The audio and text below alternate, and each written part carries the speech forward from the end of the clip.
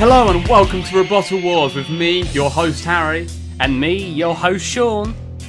Last episode we saw high-flying sights, a legend crushed, and 8 machines make their way into round 2. Tonight, 16 more robots will do battles and move on in the early stages of the competition.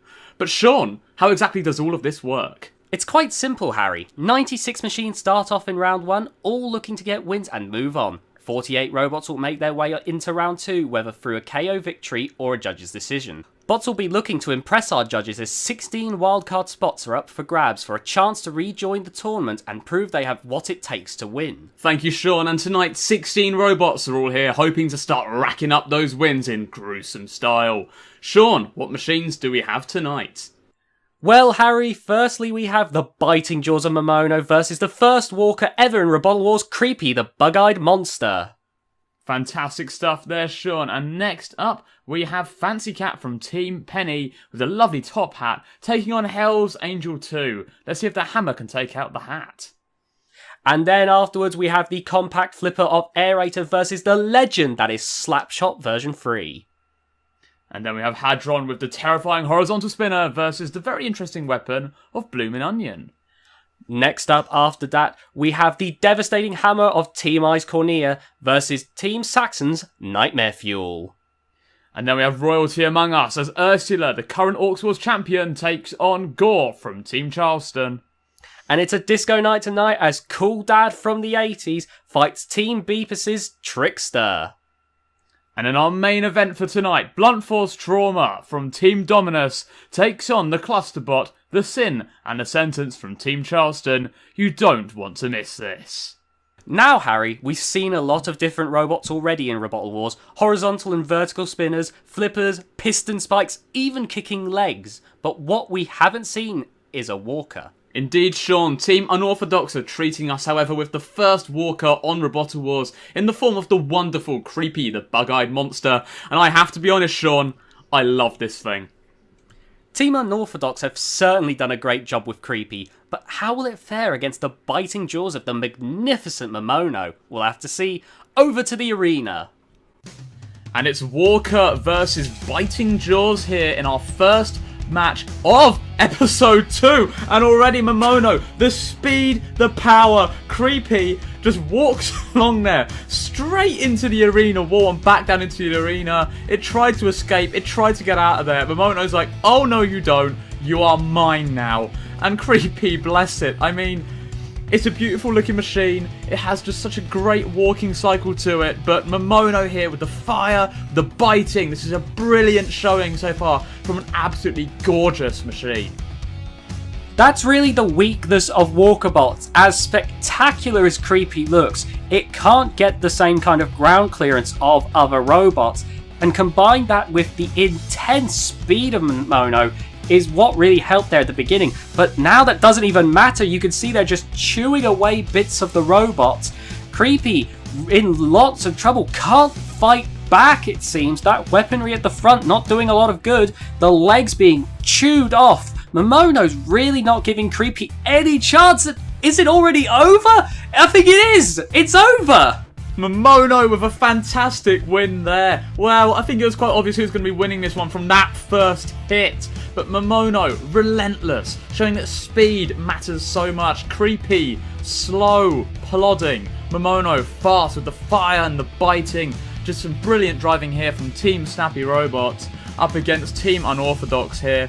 Creepy the Bug-Eye Monster most certainly out, and what a shame. Momono running rings around the Walkerbot here, Sean. An excellent performance by the Team Snappy Robots machine. Certainly one of my favourite builds here as well. It really is a beauty, Harry. Momono making light work out of Creepy, who, while squashed like a bug, will forever be in our hearts. Truly sad times for Creepy, but a big congratulations to our first winner of episode 2, Momono. Now, who will join our fellow bitey boy in round 2? Top hats and hammers next, as we look at the brutal force that is Hell's Angel 2. First making its mark in Orcs Wars 2, Hell's Angel 2 surprised viewers by reaching the Heat final. Now 200 kilograms heavier and looking more powerful than ever, Hell's Angel 2 wants to play with the big boys over here in Robottal Wars. Team Dominus were foiled last time by a lack of a Shremek, and with the extra 200 kilograms weight addition, they have given Hell's Angel 2 a way of self-righting so that it can keep pummeling. Team Dominus claim the bludgeoner on Hell's Angel 2 is capable of killing any machine in a number of blows and promise big things in this tournament. And here we have the heavy hammer of Hell's Angel versus the dapper lifting wedge of Fancy Cat, and right away Fancy Cat with a lovely flip in there. Getting in underneath Hell's Angel, nearly doing the same again, but now Hell's Angel swinging down on Fancy Cat. Harry, who do you think could win this fight? Well, I can't ignore the hammer of Hell's Angel there. We've seen some pretty impressive axes and hammers in Robottal Wars so far, and let's just say that Hell's Angel is certainly no exception to that. We saw Ewot in the last episode take out the Tin Tuner Series 1 champion of Orcs Wars. Honestly, I think hammers are definitely effective weapons, and right now, Hell's Angel, fantastic driving here, and despite being pushed into the corner by Fancy Cat getting in no offensive here, and that's really going to damage them if it comes down to a judge's decision here. And now look at that! Hell's Angel, as I'm talking away, Hell's Angel is like, nope, I'm done with this flipper, just takes it out just like that. Sean, what power behind Hell's Angel here? It certainly does. Fancy Cat now has to rely on that lucky top hat, which as you can see, it has teeth on it. This could potentially turn things around. At the very least, it's a very lovely looking hat. Very impressive display by Hell's Angel so far, but look at the pushing power of Fancy Cat. Maybe that top hat's luckier than we even expected. Absolutely. I mean, I love the top hat. Style is everything in Robottal Wars. We love a bit of style, and Fancy Cat has absolutely got that in dapper amounts here. And Hell's Angel just looking very, very strong here, but Fancy Cat, good pushing power, and definitely one that I absolutely love. I mean, Hell's Angel just really, really showing off here. The hammer slamming down on Fancy Cat. Fancy Cat in trouble, but doing very well to last this long.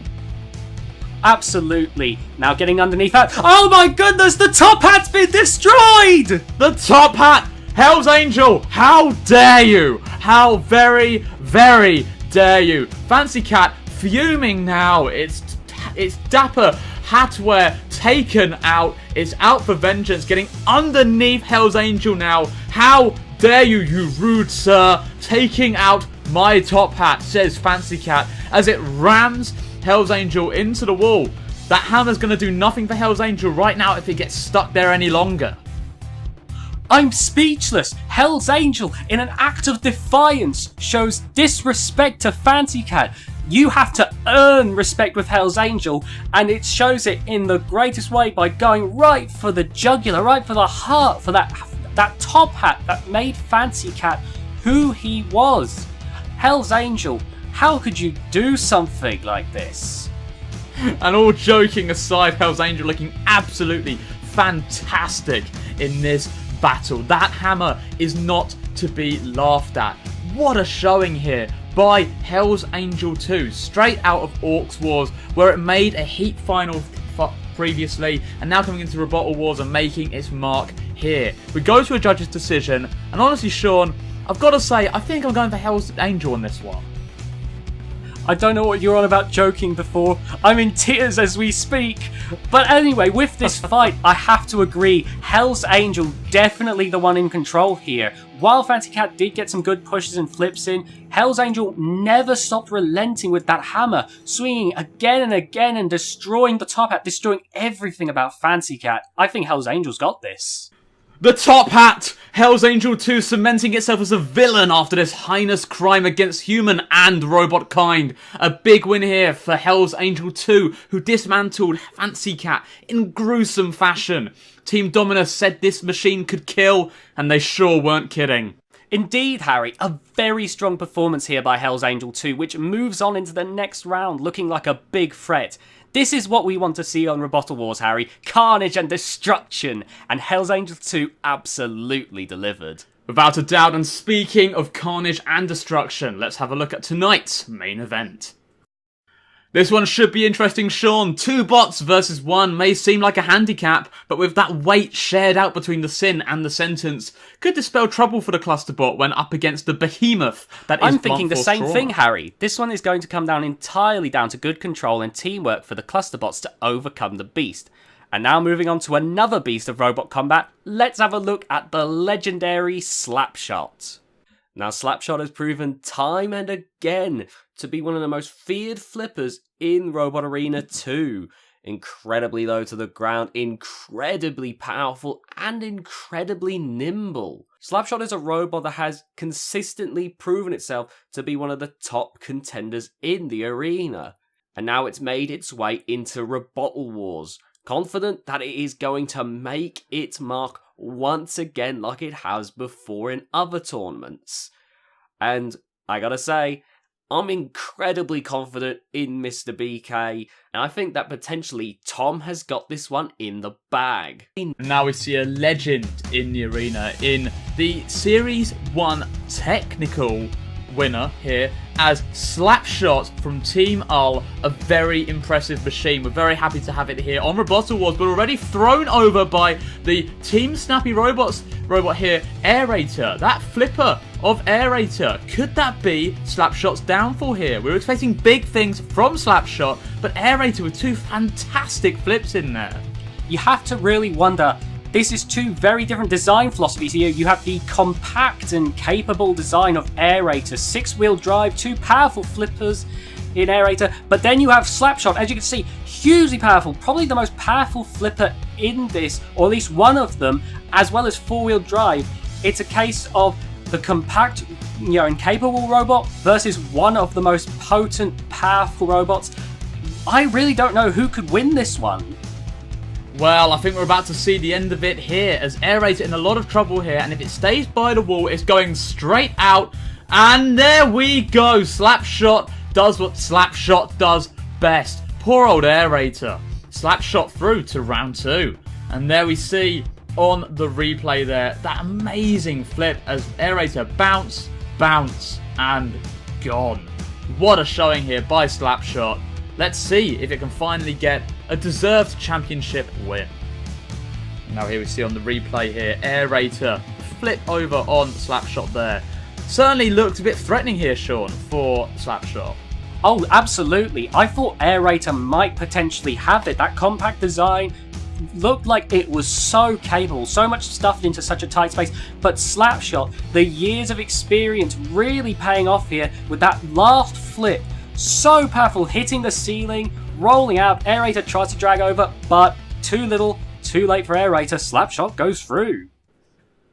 An incredible out of the arena from Slapshot there, showing that veteran experience by throwing Aerator out in absolute style. Big win here for Slapshot, almost sending Aerator to orbit. Indeed, Aerator nearly became a UFR. Unidentified flying robot, Sean. Excellent performance by Slapshot here, confidently moving to round 2. And next up, Team Unorthodox are back with an equally weird and wacky design in Bloomin' Onion. But first up, here's Hadron. Where to begin with this one, Harry? Hadron is fast, relentless, and could certainly be a contender for our inaugural championship here on Robottal Wars. Boasting 6-wheel drive and dual horizontal discs, Hadron is certainly an apt name for this machine, as it wants to collide into its opponents fast and kill them lightning quick. Team Robottal show concerns for the machine, claiming that whilst it is a powerful robot, it is weakly armoured and has had issues with self-righting. Will we be seeing this tonight, or is it all to lead the other teams into a false sense of security? One thing is for certain, if Hadron is in the arena, blink, and you'll miss it. The terrifying Hadron versus Bloomin' Onion, and oh my god, Hadron going straight for extra dip and taking it out instantly. I did not expect it to go out so quickly, but Bloomin' Onion trying to come in now to take advantage of the distraction.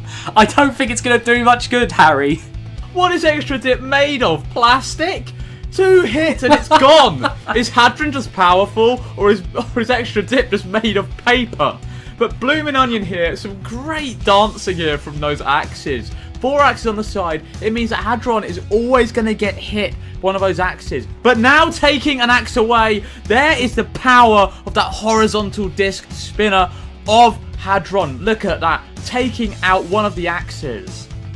On your earlier question, Harry, I think I have to say it might be a bit of both, because Hadron here is so powerful. You can see the smoke rising from Bloomin' Onion, the axe has been ripped away, killed a mini-bot straight away. Hadron is absolutely terrifying with that huge disc, and Bloomin' Onion, now with the axes in the wrong area, it's just been killed. Had no hope from that point with Hadron. Amazing driving, going for the side where Bloomin' Onion could not defend itself, and you can see Extra Dip gone so quickly, even in the slow-mo replay. What an amazing showing by Hadron there. And now look at this, the smoke rising from Bloomin' Onion and then the immobilization. What a showing from Hadron. I cannot wait to see that one in round 2. Blink and you'll miss it indeed, Harry. Bloomin' Onion left in shreds. Extra Dip killed in a single hit. Hadron should be arrested for this. A double murder. A very impressive performance from Hadron here, Sean. The speed of this thing as well, that 6-wheel drive helped them tear across the arena, and then it really was all over for Bloomin' Onion. What a win by Hadron. We've already seen some massive hard hitters here, Harry. Red Eye, Ewot, Hell's Angel 2, Slapshot, and now Hadron. Round 2 is really shaping up to be something. Back to the action as Team Saxon's Nightmare Fuel takes on the wrath of Team I's Cornea. Nightmare Fuel from Team Saxon here, facing off against Cornea from Team I. Team I, Cornea with the big hammer here, slamming down on Nightmare Fuel. Nightmare Fuel, though, if he can get underneath Cornea as Cornea jumps about from the force of that hammer, could spell trouble for Cornea, and we're seeing that already here, Sean. Cornea's hammer is its biggest strength and its biggest weakness here, able to do huge amounts of damage, but it's also so powerful and so heavy that it helps it get chucked up in the air, meaning Nightmare Fuel can get underneath it. You can see there, nearly getting it out of the arena, but Cornea able to correct that. I'm wondering, can Cornea get in the critical damage before Nightmare Fuel can potentially get out of the arena, bouncing off the wall there? Well, I think Cornea's been lucky so far, but you can't ignore those hammer blows on the top of Nightmare Fuel there, damaging the face. But here, Nightmare Fuel is on a warpath, trying to throw Cornea out. It needs to get to the side of the arena where it can throw out Cornea.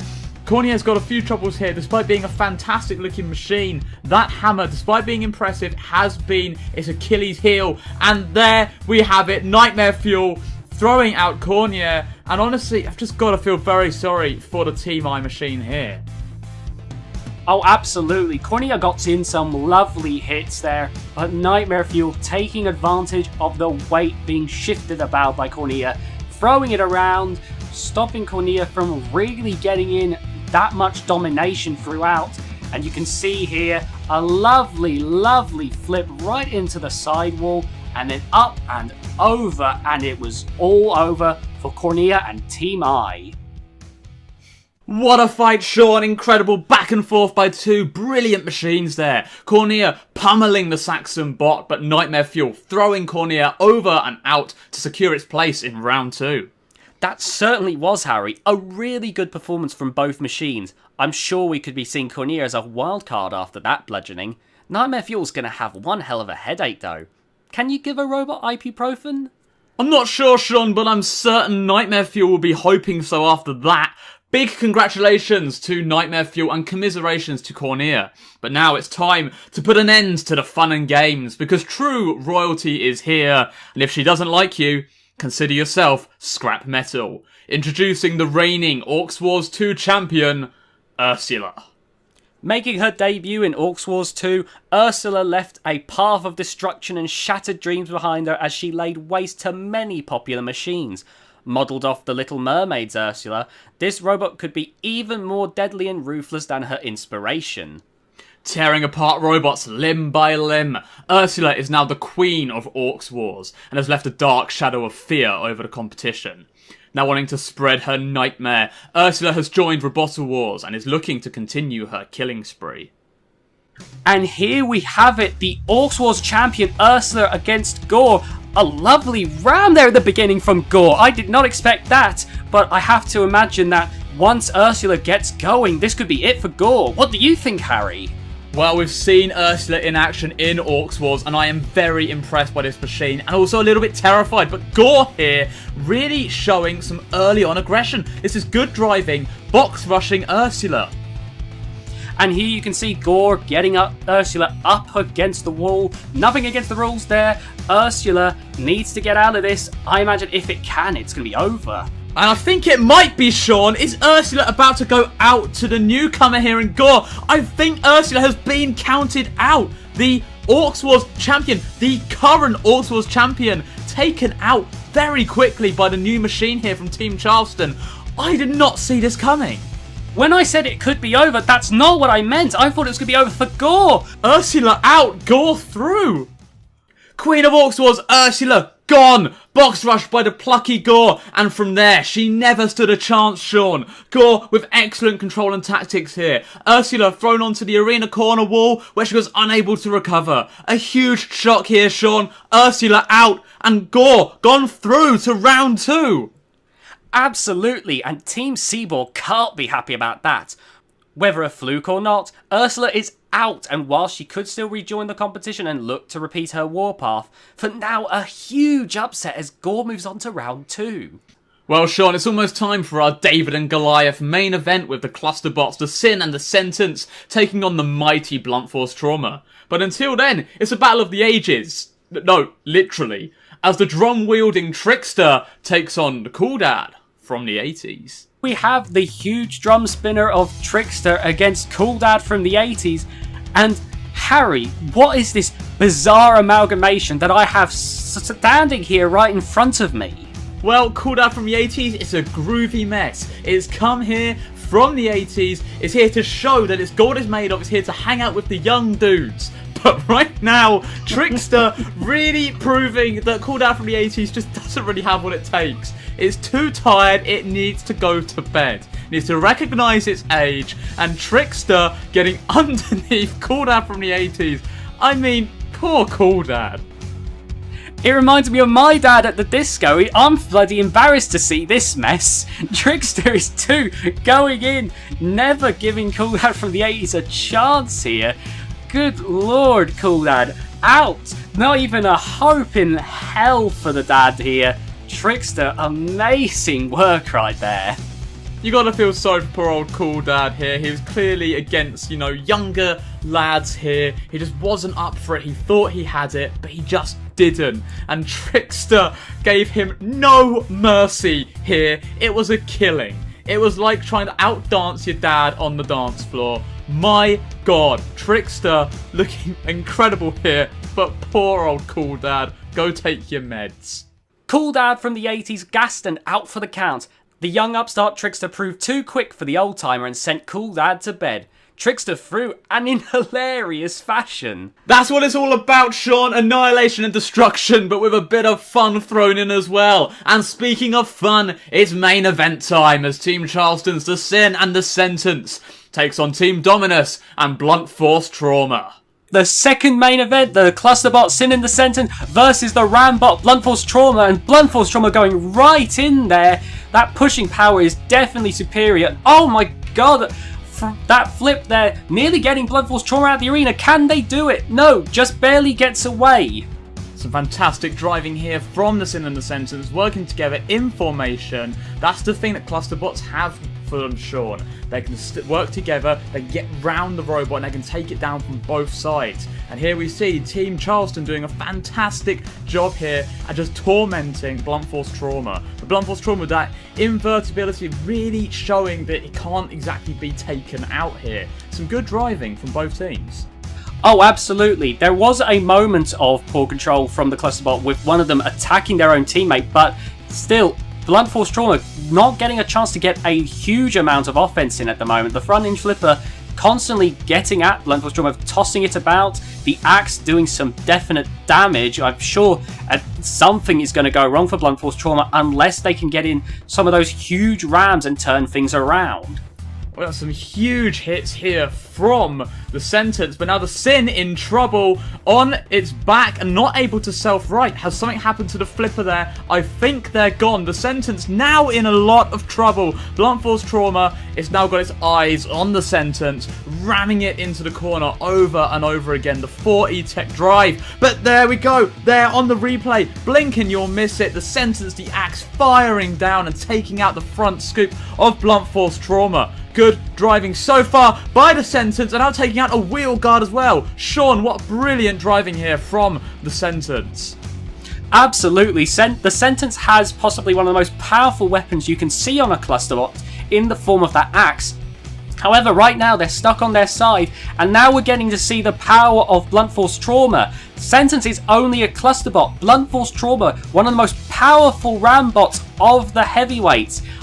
When it comes to that alone, it's really an outmatched case. We have to hope that the Sentence can get more brilliant axe blows in on Blunt Force Trauma. Absolutely, and here we see, Blunt Force Trauma is 1,000 kilograms up against the half the weight with the Sentence here. The Sin taken out, the Sentence doing a great job fighting on its own, but is it enough to score the win for the judges? They've got to get a KO here, and they're not getting it. And despite some impressive performance by the Sentence, Blunt Force Trauma really showing some ramming speed here. Look at the power of that, Sean. What a way to end the fight. They're definitely going to help Blunt Force Trauma out. And here you can see in the replay, the Sin with a magical flip there, sending Blunt Force Trauma flying.